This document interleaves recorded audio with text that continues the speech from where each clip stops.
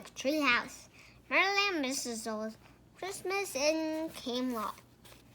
Chapter 5, Rhymes of the Christmas Night. Morgan, said Annie. Annie ran to the table.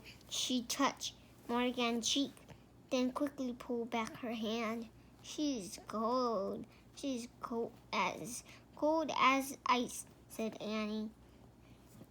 Tears filled her eyes.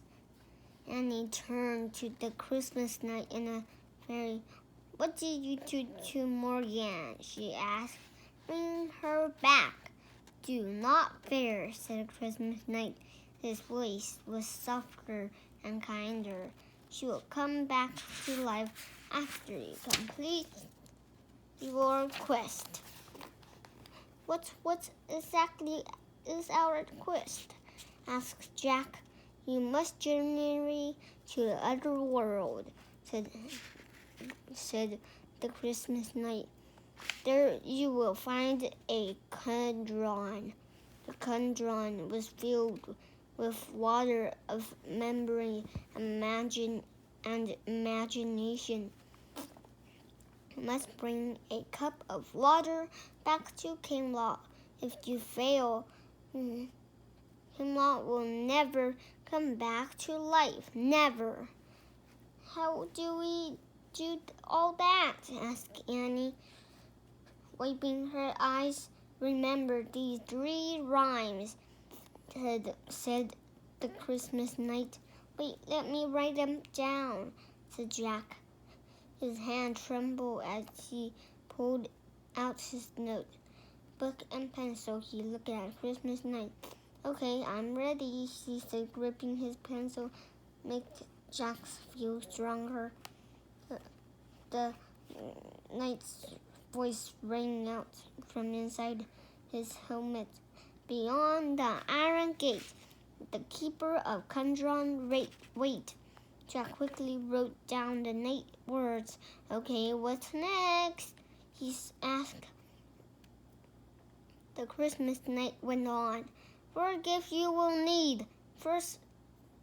The first from me, then a cup, a compass, and finally a key." "Cup, compass, key, got it," said Jack.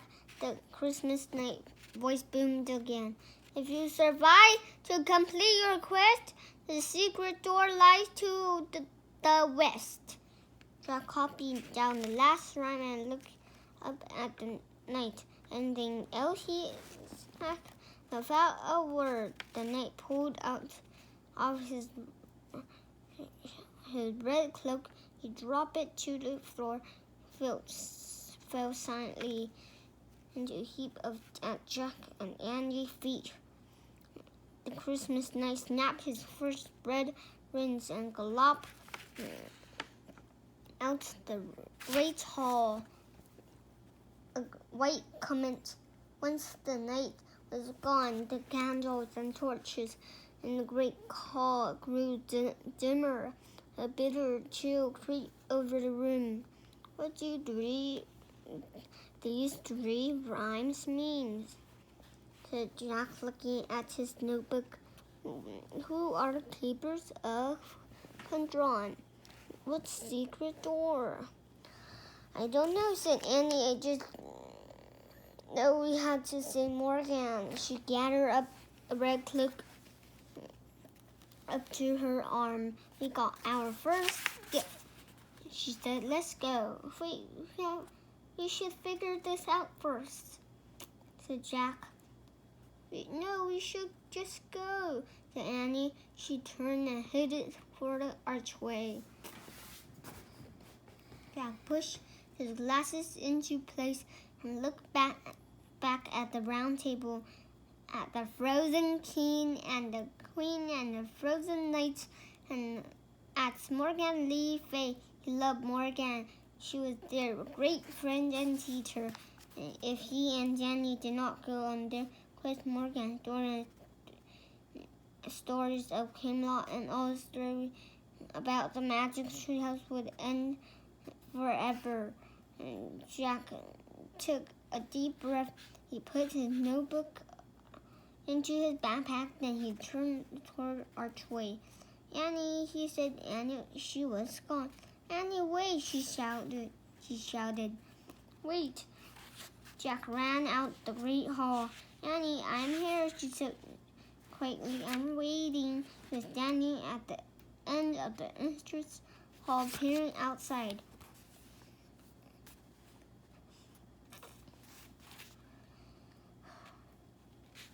How do we get to the other world? She asked.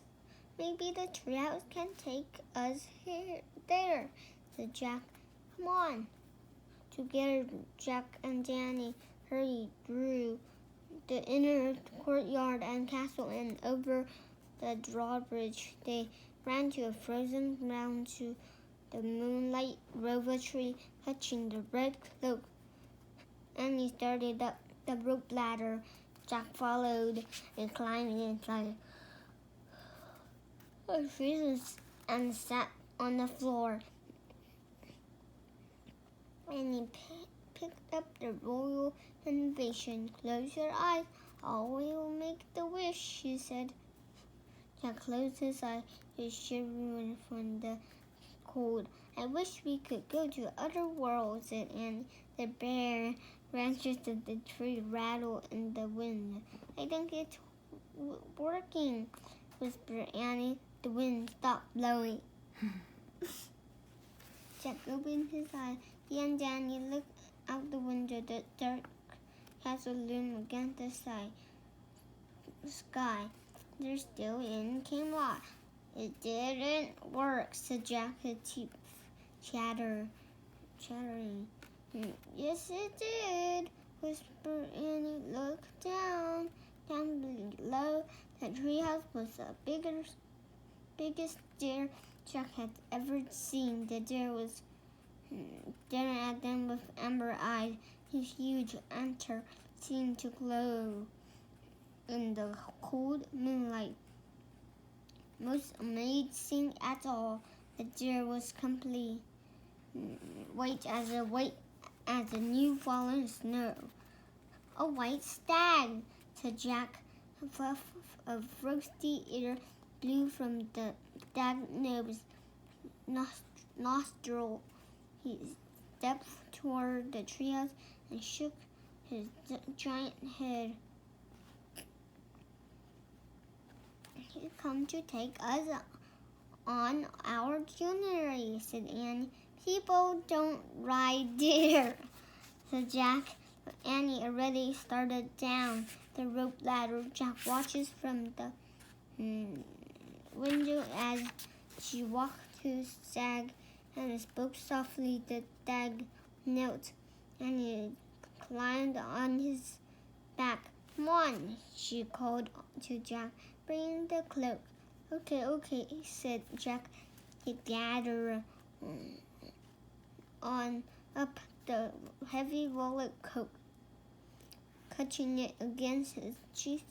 He climbed down the rope ladder. He hurried out over to Annie and the white stag. Put the cloak and climb on behind me, said Annie. Jack put the cloak on over his backpack.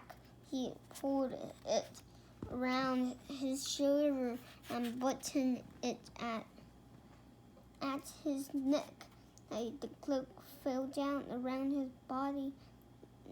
The soft move cloth made him feel warm and safe. Ready, said Annie. Yeah, said Jack. He climbed on the stag back behind Annie. The white stag slowly stood up. Annie leaned forward, putting her arm around its neck. Jack leaned forward too and held it on Annie. The red velvet cloak dropped over both of them, falling past their feet. The white stag stepped gracefully over the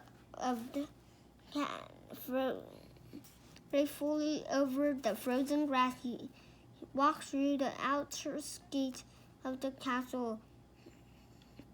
He blew out a puff of air and broke in a leaping run. Jack held on tightly to Annie as the stag dashed across the frost-over field. He jumped over hedgerows and stone walls. He bounded across icy streams. Annie braid floated in the wind. The white cloak glowed behind him. Jack was amazed at how easy it was to ride on the stag's back. He would claim and say that the stag's beat like a white comet through the wintry countryside. The stag ran past a flock of sheep and herd of goats asleep in the meadow. He ran thatched hut and quiet stable.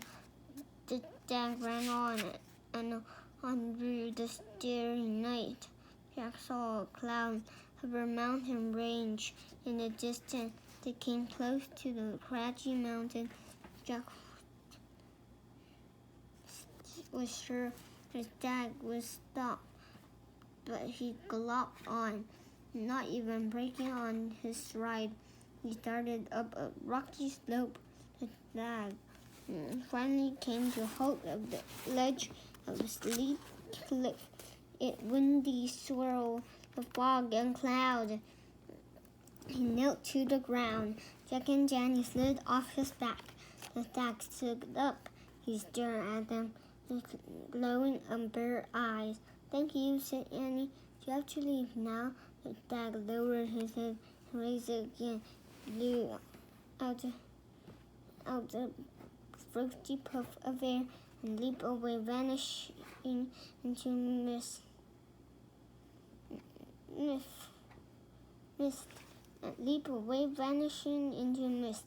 "Bye," Annie said wistfully. He stared for the mist for a moment. She turned to Jack. "What do we do now?" "I don't know," said Jack. "Let's read rhymes again."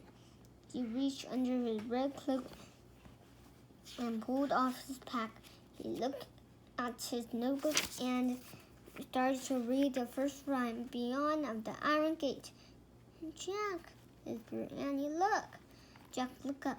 The wind had blown away some of the fog. Beyond the cliff rose another mountain. A huge gate was built into its side. A pale light shone between the gate thick iron bars. 2 knights in gold armor stood guard under flaming torches. 2 knights in gold armor stood guard under flaming torches. "Oh man," whispered Jack. "That is the Iron Gate," said Annie. "If we pass through that gate, we will be in the other world." As the wind blew away more fog, Jack and Jenny saw a bridge. It was made out of thick wooden planks and held together with iron bands. It stretched all the way from the edge of the cliff where they were standing to Iron Gate. "Come on, let's go," said Annie. "Hey, what about the guards?" The 2 guards in gold armor stood perfectly still. A huge spears gleamed in the torchlight. "I don't know," said Annie. "Read the second rhyme." Jack looked at the notebook and read aloud. 这是 chapter 几 Thank you for watching. Okay, thank you for watching. Bye.